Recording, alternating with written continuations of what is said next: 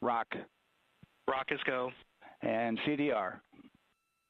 Crew is go. Copy that. Thank you, Reed. And Launch Director NTD, our launch team is ready to proceed at this time. All right, NTD, I copy all. At this time, I'll perform my poll. Attention on the net. This is the Launch Director performing the final poll for launch, verifying no constraints, and go for launch. EGS, Program Chief Engineer. Artemis Chief Engineers are go. Copy, thank you. EGS, Chief Safety Officer. Artemis CSOs are go. Copy, thank you. Range Weather. Launch weather is go. Thank you, LWO. And Artemis MMT Chair. MMT's go. Thank you, John. And Integrity Launch Director. Good Air Voice, Charlie. PLT. Thank you, Charlie. This is Victor. We are going for our families. MS1. This is Christina. We are going for our teammates. MS2. This is Jeremy. We are going for all humanity. All right, Charlie, your Artemis 2 crew is go for launch. Full send. I copy that.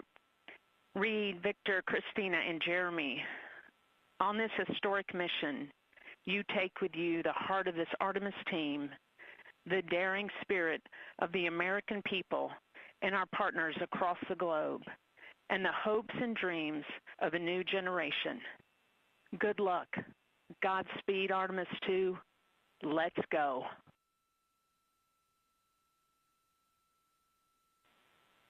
And NTD Launch Director. Go ahead, Launch Director. Yes, sir. You have a go to proceed with countdown. Copy that. I'll put it in work. CDR NTD. Go. Configure risers and initiate short purge per your EPROC 10.1.1, steps 8 and 9. 10.1.1, 8 and 9 going to work. Copy. CVSE NTD. Start and verify recordings of our Orion cameras. Copy. Okay. Well, there you heard it. RSR NTD. RSR. They're getting ready to start terminal count. arm rotation enable at this time, please. It's currently at T-minus 10 minutes. Once we wrap up this last bit of work, SNA arm rotation enable complete. we're going to start that clock. Copy that. Thank you. Integrity crew, close and lock visors.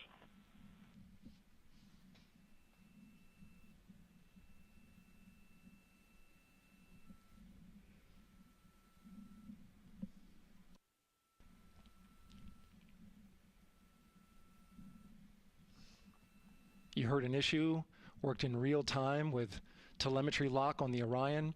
It was transitory. It was very short. They checked the data, confirmed that they had a good lock. This was with the S-band transmitter on the Orion. Worked through that issue, looked at the data, and cleared it. All with the world watching. Impressive work by the launch team. So we have a 2-hour window, which starts in just a few minutes at 6:24 p.m. Eastern Time and goes until 8:24 p.m. Eastern Time. And ECL NTD will be waiting for your verification on the short purge. ECL copies.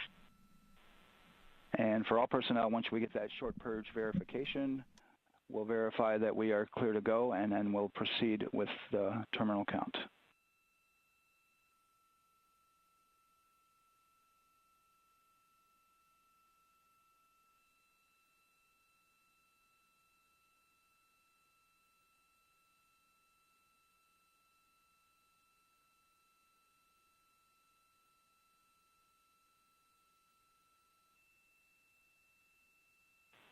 ECL time estimate? About a minute. Copy.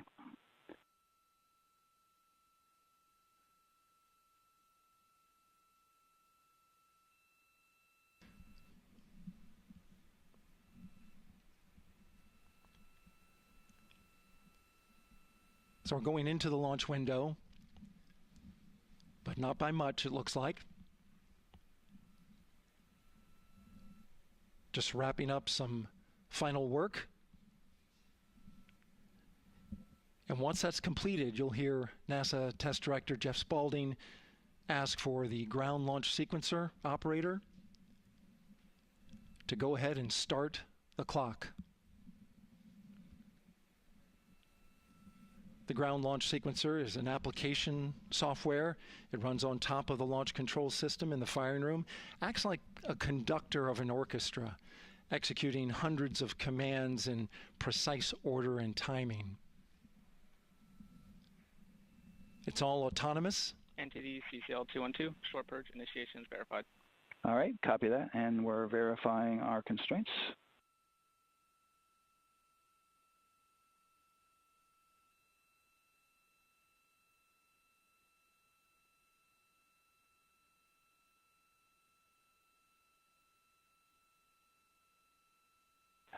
All right, and we're clear from cutouts. And with that, we're going to resume the clock momentarily. And CGLS, you can resume the clock on your mark. GLS copies. 3, 2, 1, mark. GLS mainline has been initiated. T-minus 10 minutes and counting.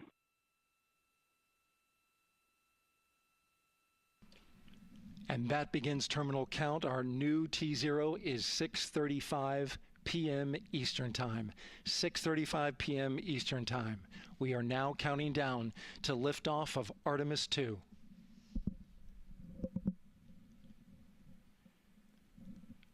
From now on, you're going to hear two voices on the loops. If everything goes nominally, NASA Test Director Jeff Spaulding, who's directly managing the launch team, and Alex Bendelos, the GLS operator who closely monitors the software.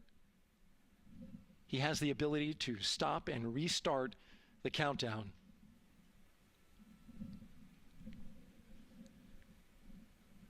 A lot of people ask about whether there's a launch button. There certainly is not. Flight and Rock, our new T0 is 22:35:12.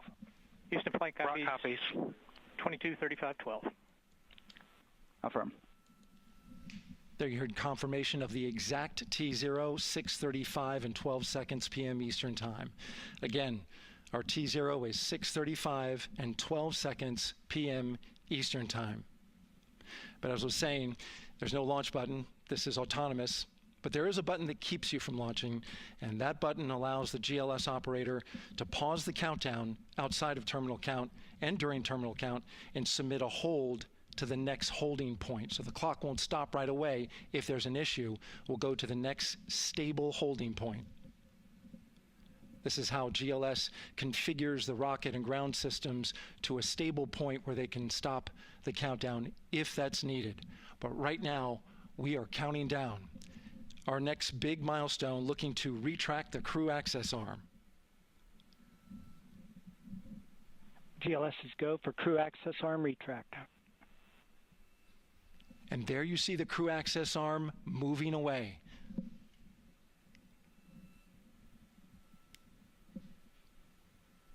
That's the path that the astronauts took to ingress into the rocket.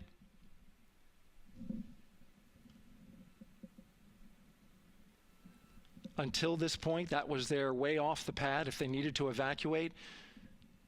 But now with that arm retracting, the backup transitions to a launch abort system, and they'll begin arming that shortly.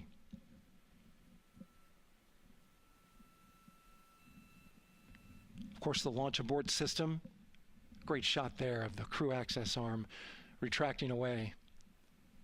The launch abort system is the tower at the top, and that's what would pull Orion and its crew off the top of the rocket in case of an emergency, whether it's on the ground or in flight. This is critical safety hardware that protects the lives of the astronauts.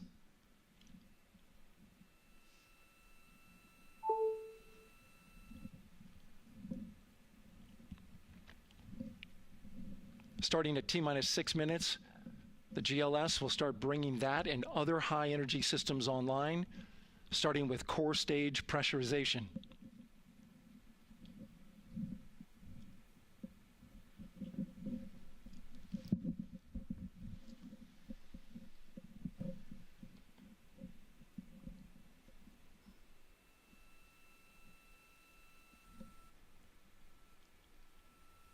Weather is 90% go. The range is go. All systems are go.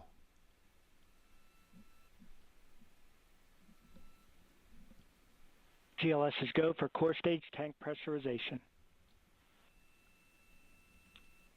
That means the replenish valve for the liquid hydrogen tank has now closed, and that tank is beginning to pressurize to flight levels because that hydrogen is naturally boiling inside the tank. We'll get the liquid oxygen tank a little later in the count. Now the team is waiting for verification that, if needed, the Artemis II crew could use the launch abort system to pull Orion safely off the top of the rocket in an emergency. Let's listen in for that call. GLS verifies last capability available. And CDR, do you copy? CDR copies, last available. That's great news, and you heard the NTD verify that with the commander of the mission. GLS is go for FTS arm. Now work is being done to arm the flight termination system. This is so the range safety can send a flight termination command if the rocket flies too far off track. There's a brief built-in delay so the launch abort system has time to pull the astronauts to safety first. GLS is go for LH2 high flow bleed check. All right, the high flow bleed check. That's so the cryo team gets verification that the RS-25 engines, all 4 of them, are in the proper temperature range for launch.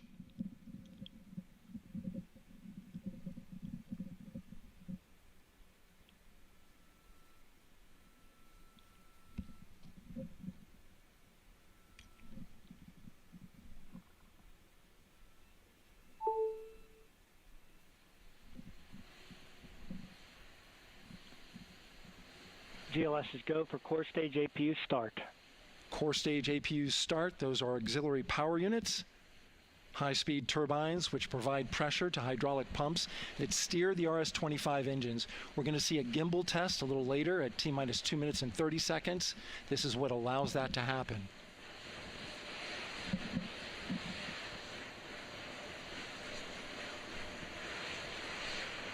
Coming up in about 20 seconds, we're listening for go for purge sequence 4. That's a helium purge of the 4 core stage engines downstream of the propellant valve. This gets all the air and moisture out of there.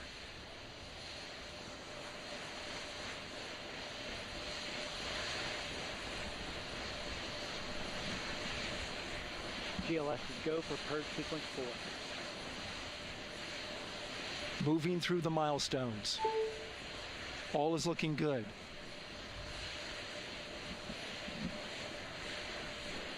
Coming up in just a few seconds, we're going to get that thrust vector control actuator test.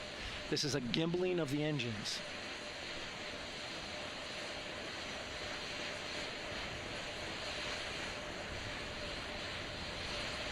There are the 4 RS-25s, 3 of them Shuttle Heritage, 1 of them built from shuttle parts. And there you see them moving.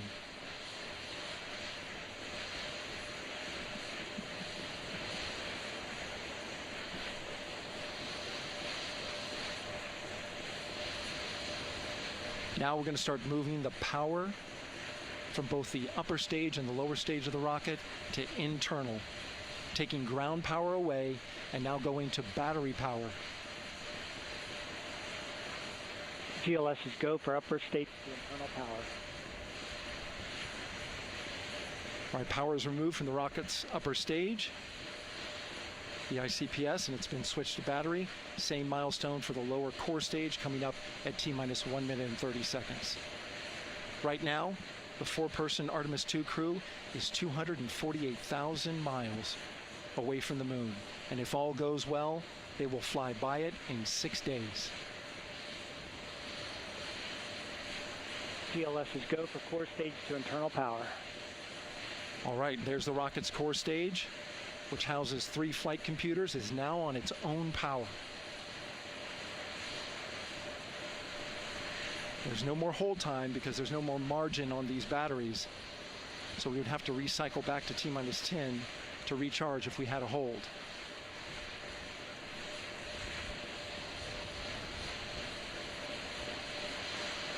One minute.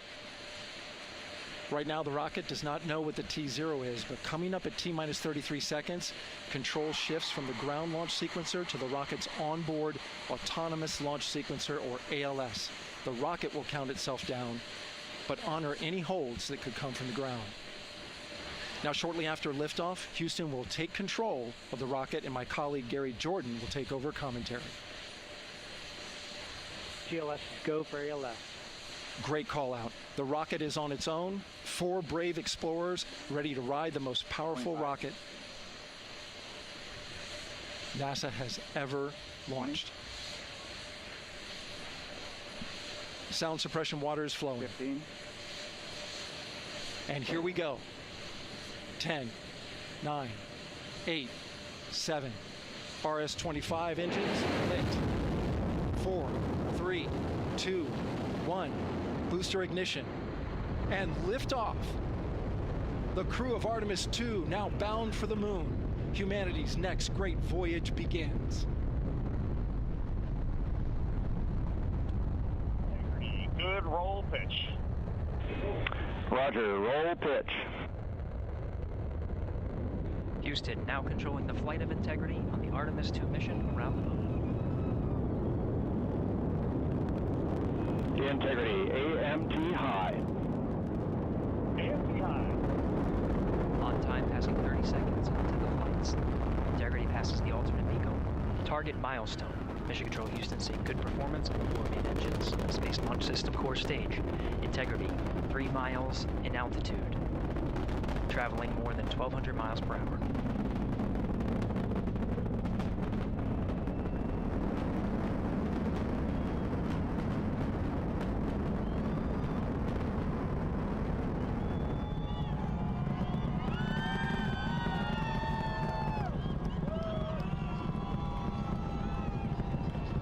Mission elapsed time, passing 1 minute, approaching max Q. On, Ponce de Leon. Stan, we have you loud and clear on Ponce de Leon. Have you the same. Communication signal transfer confirmed as Integrity and its crew go supersonic. Approaching 90 seconds into the Artemis II mission. Integrity is 14 miles in altitude, 8 miles downrange, traveling more than 2,600 miles per hour.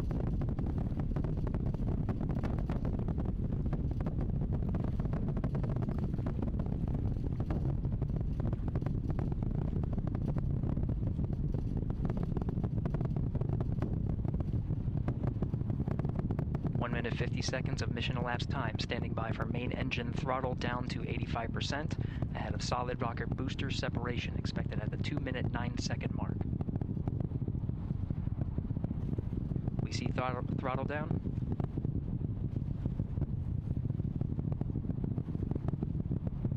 Confirmed separation. Main engines throttling up, guidance converged.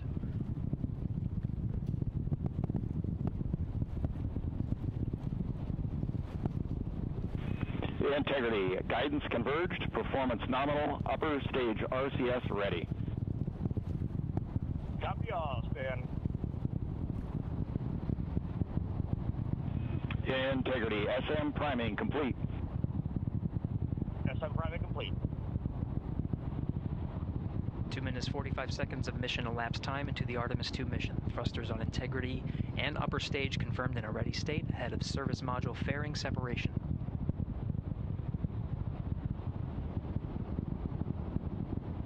3 minutes into the flight. Integrity, 49 miles in altitude, 78 miles downrange, now passing 5,000 miles per hour.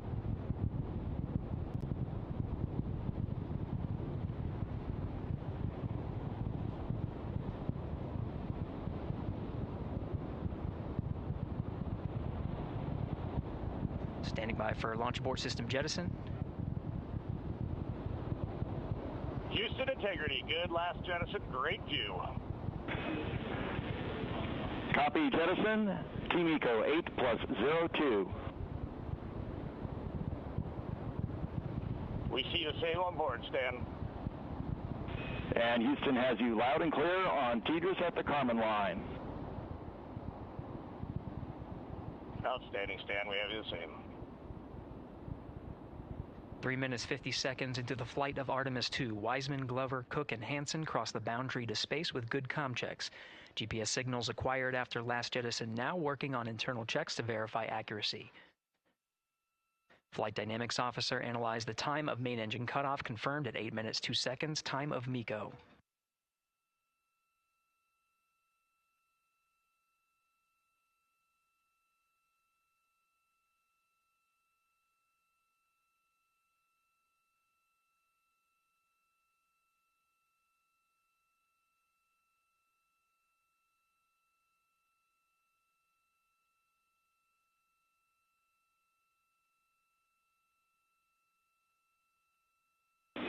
Integrity, GPS processing.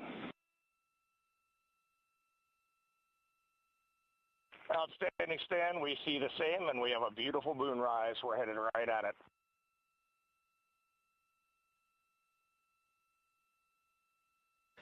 Approaching 5 minutes into the flight, Commander Reed Wiseman confirms he has visuals of his destination. GPS guidance, navigation, and control software finishes internal checks and sends to navigation channels. Integrity, 3 engine press. 3